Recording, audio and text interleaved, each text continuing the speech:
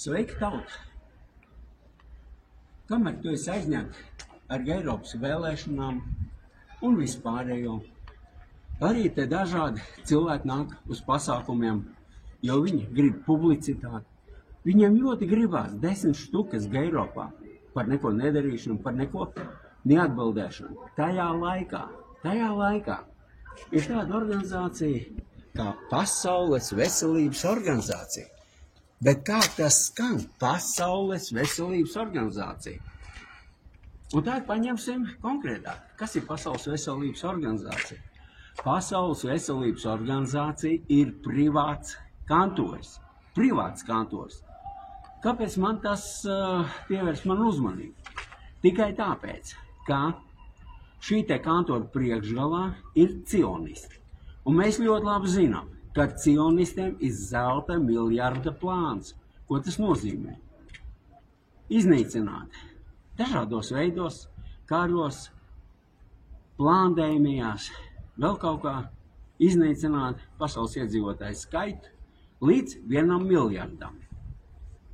Konkrēti, cionisti un tie, kuri apkalpos cionistus. Tātad, tā ir vienkārši slepkavu banda un nekas vairāk. Mans draugs Trumps pateica, Amerikā ir jāstājās ārā no Pasaules veselības organizācijas, jo tā nes tikai slikti amerikāņu tautai. Kāpēc mēs tam nesakojām? Tikai tāpēc, ka Trumpam nozaga vēlēšanas? Tā nē. Tad interesants variants ir vēl viena aspektā, ka pat labam lien ārā vesela virkni ar ierakstiem, kur Pasaules veselības organizācijas pakalpiņi Eiropā lec nost no atbildības. Pandēmija nav bijusi, mēs vakcīnas neesam izplatījuši. Attiecīgi maskas arī mēs nelikām valkāt un viss tālāk. Tātad viņi cenšas atbrīvoties no atbildības. Es domāju, ka Irēnai arī tur kas sakāms. Labdien, mani sauc Irēna, un es gribu runāt par to, kad man aug mazbērni un bērni. Un es esmu satraukusies par to, ka šāda organizācija, kas pārņems visu pasauli, tajā skaitā 194 valstis, tai skaitā arī Latviju. Uz ko viņi iet? Viņi iet uz līgumu, kuru noslēgs tās valstis un būs pakļautas visas viņu, teiksim, izdarībām, manipulācijām un visiem līgumiem. Mēs no tiem nevarēsim izkāpt, mēs no viņiem nevarēsim izvairīties, atvairīties. Bet ir tas, ka mēs saskaramies ar mūsu valsti, Latviju, kur tā Pasaules veselības organizācija grib ienākt un grib uzspiest, lai mēs parakstam līgumus. Pirmkārt, šī Pasaules organizācija ir privāts uzņēmums. Vēl vienreiz uzsvēršu, privāts, kad viņi varēs darboties privāti un kā viņi vēlās. Un tur es paskatīšos lapiņā, jo man var viss arī sajukt, kad ja viņi ienāks, tad mūsu konstitūcijas vairāk nebūs, mūsu pamattiesību mums nebūs, un visas pilnvaras tiks piešķirtas viņiem, organizācija, kas ir privāta, privāts kantors, tā es viņu nosaukšu. Un tad visas institūcijas, kas ir Latvijā, būs pakļautas viņiem, un viņas darbosies viņu labā. Un visu darīs ne mums par labu, bet mums par sliktu. Tajā es uzskaitīšu daudzas lietas, ja jūs esat aizmirsuši. Visas atbrīvošanas no darbiem, tāpēc, ka cilvēki negribēja vakcinēties. Tie skolotāji, pensionāri, kuriem tika liekta braukšana pavelti, tāpēc, ka viņi nav vakcinējušies, slēgtas tik daudz iestādes, likvidēti tik daudz uzņēmumi. Es uzsvēršu svīkie uzņēmumi, jo viņi privātie nevarēja izturēt to slogu.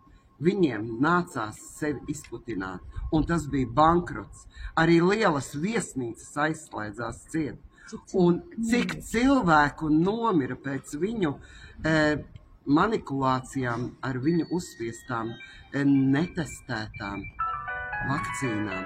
Tas ir pirmkārt. Otrkārt, kā var izolēt vīrusu, kurš nav izolējams, kurš mutējās katru sekundi. Un to jūs atceraties. Un vēl es gribu pateikt, ka domājiet par saviem bērniem un mazbērniem, jo tad, kad viņi ienāks, jums nebūs vairāk tiesību. Ne uz ko. Jūs tiksiet sodīti, sodīti un sodīti, un jums vairāk dzīves nebūs. Jūs tiksiet pieskaitīti pie, kā es teiktu, pieskaitīti nāvei. Jo tāpēc, ka mēs nezinām, tā būs tiešām nāves nometne, un cilvēki, kuri paņems to poti, kas viņas nāks, un tā X pandēmija, kas tiek sludināta un uzspiesta, kas arī noteikti varbūt būs, ar to arī būs izteikts viss, jo līgums ir jāparaksta līdz maijam. Un es negribētu, ka viena persona no Latvijas, kura uzliks savu parakstu, un lems 100 vadoņi mūsu valsts, teiksim, deputāti par mums, kur ir vienmēr gājuši pret mums, un neko. Un tie, kas sēž tur Eiroparlamentā, nav mazāko pirkstu pakustinājuši un pateikuši nē šim Pasaules veselības organizācijas līgumam. Viņi ir nodevuši tālāk, lai viņš ietu un tiktu pieņemts katrā valstī. Un es vēl vienreiz uzsveršu, tā ir visa pasaule, 194 valstis. Un tā skaitā esam mēs, es, tu, viņš, jūsu bērni un jūsu mazbērni. Ar to es arī gribētu šo savu runu beigt. Bet es gribētu, lai jūs saprotat, ka mēs esam pa ilgu aizgulējušies. Pa ilgu. Un neviena no partijām nav uzrakstījusi ieteikumu, aizsūtījušas izstāties no PVO, uzstājuši, ka mums to nevajag. Par to arī tagad nerunās, tāpēc, ka visi taču skries uz to Eiroparlamentu. Visiem gribās arī tikt pie tā kumosa, bet es domāju, ka vajadzētu padomāt, jo cilvēkiem tagad ir laiks padomāt par to, par ko viņi jūnijā vēlēs.